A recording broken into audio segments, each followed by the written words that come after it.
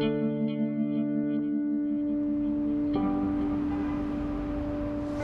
many people on the streets are alone. They live in an isolated community that our society shuns.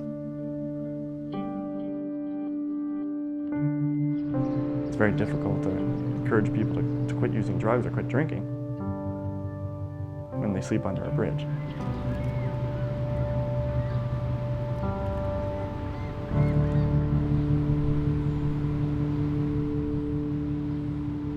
Number one, nobody expects to be homeless in the first place. We wasn't born homeless, okay? We wasn't born on the streets, okay? God didn't put us on the streets. I mean, there's so many misconceptions that they're just lazy and addicts, and I mean, I'd say the vast majority of them work. They just don't make enough to get over that hump.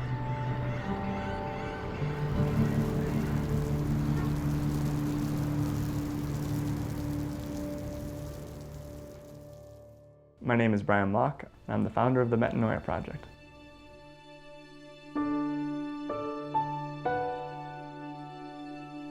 Metanoia means a reversal of thinking. It signifies a total turnaround, changing the way that we look at solutions to age-old problems like homelessness, and trying to change that and be creative. When I was a junior in college, one of the papers I had to write was addressing an issue in our community and how we would solve it. And I wrote about how I'd love to see a housing program where it tries to put people on the path to permanent housing. Got the paper back and put it in my drawer and forgot about it. And I continued to rant and say, if I only had the money, this is what I would do.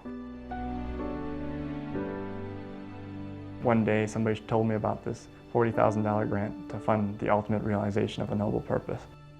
So I took out the paper, dusted it off, tweaked it a little bit, and sent it off. And I ended up winning the fellowship, which was an amazingly sobering experience and terrifying at the same time. I was armed only with my Nonprofit for Dummies handbook and, $40,000.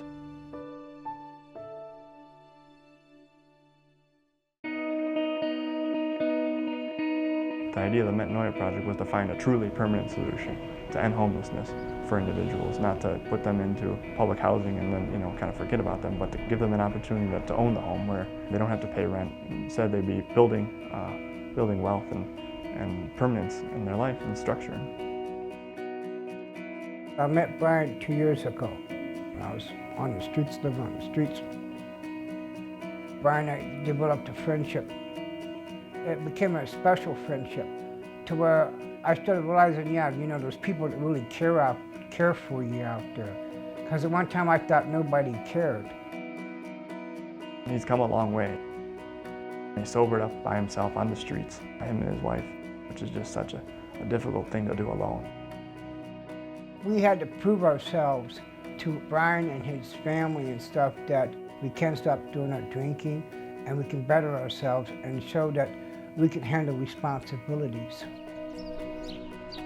When we've got this first house, we all kind of got together and said, who would be a great person to put into it? And without hesitation, everybody thought Charlie and Antoinette would be amazing, just because of how far they came and how few options they had for housing.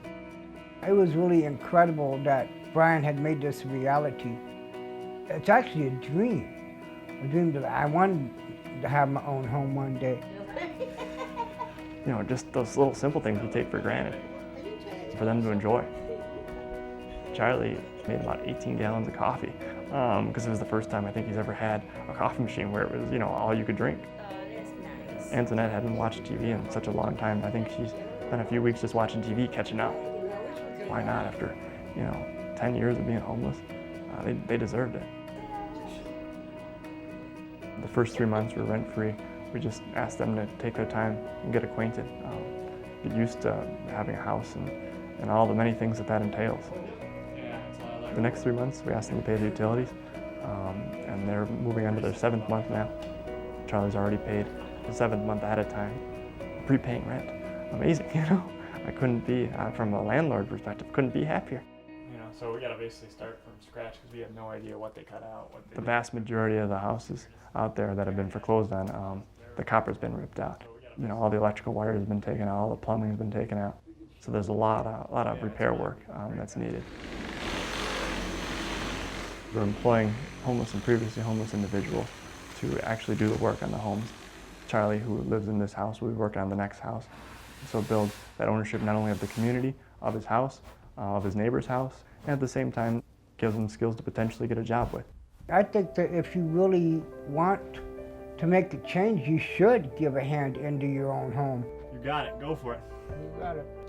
I can do things now that I wasn't doing before. I don't know how many people would appreciate something like this, but my wife and I, we really appreciate it a lot. We need no paint. Yeah. We don't need paint. I'm real grateful that I've got another second chance of life. You know, all I like to say is just say thank you. That's all I can say.